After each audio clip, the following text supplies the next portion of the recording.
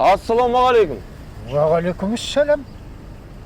Әлгі қой алам деп келген бала сен ба? Иә, мен ата, мен.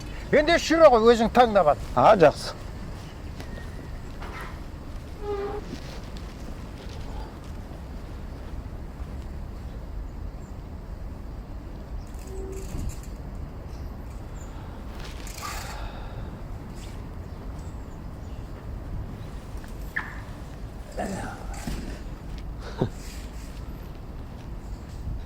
Не болды? Мынаны жай елдіңіз бе? Нені айтасың? Омыртқаны айтамын. Бұл баланың мойнын қалай қатайтпақшы? Омыртқа. Баланың мойнын қатайтады деп саған кім айтты? Онда не үшін?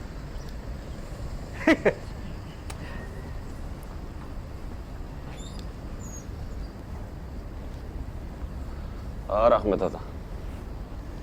Мынау қазақта түк көрмеген жетесіз деген ауыр сөз бар. Бірақ мен оны саған айтқым келіп отырған жоқ. Айта беріңіз ата, маған бәрібір. Әрине саған бәрібір. Өйткені сен ол сөздің мағынасына түсініп отырған жоқсың. Атам қазақ баяғыда астармен сөйлеген. Жаңа босанған келінге қалжасын жегізіп, мүжілген омыртқасын мына есіктің босағасына ілетін болған.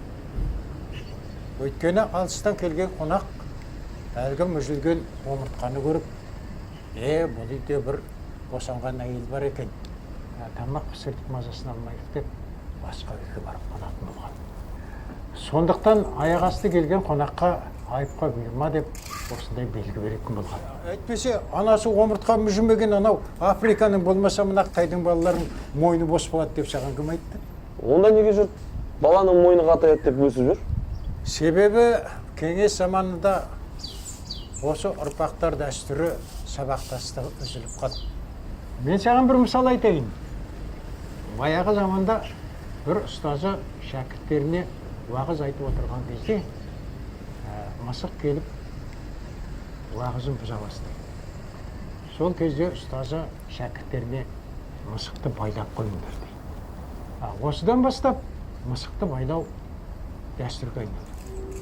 Осыдан біраз заман өткен кезде мысықты байлау жөнінде диссертация жазды.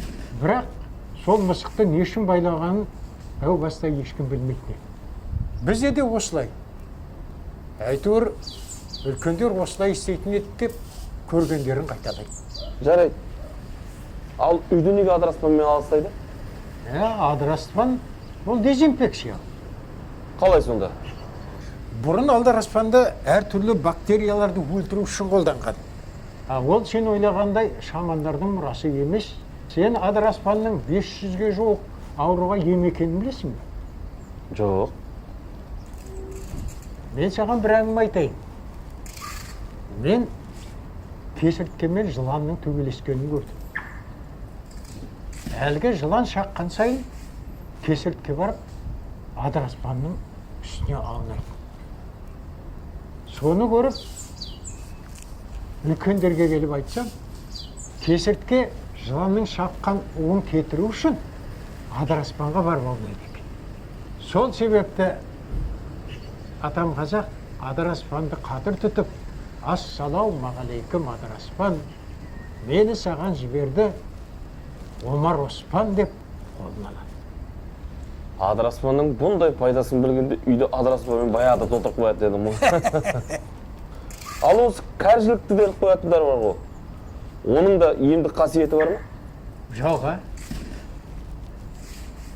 кәржілік көп тұрса қатая беретін мықты сүйек қой.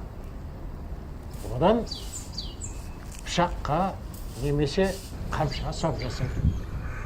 Оның себебін білмесе де атасынан, әкесінен көріп, жай ғана іліп қояды. Одан қазір ешкім бұйым жасай қоймас. Ойлап қарасаң, әрбір дәстүрдің өзі бір хикметі бар екен ғой. Бірақ жаңа ғана сіздің сыпырғышты жатқызып қойғаныңызды көрдім. Соның кәміл ешқандай пайдасы жоқ қой. Сыпырғыш енді тігінен тұра берсе, ұштары майысып қалмайды. сосын жарамсыз болып қалады. Тек қана сол үшін жатқызып жүрсіздер ме? Иә, оның ешқандай басқа астары жоқ. Ата, осының бәрін қайдан білесіз? Сізге кім айтты? Оны маған бабам айтты. Бабама далам айтты. Ата, енді қойды тек қана сізден алатын бұла. Келістік пе? Келістік.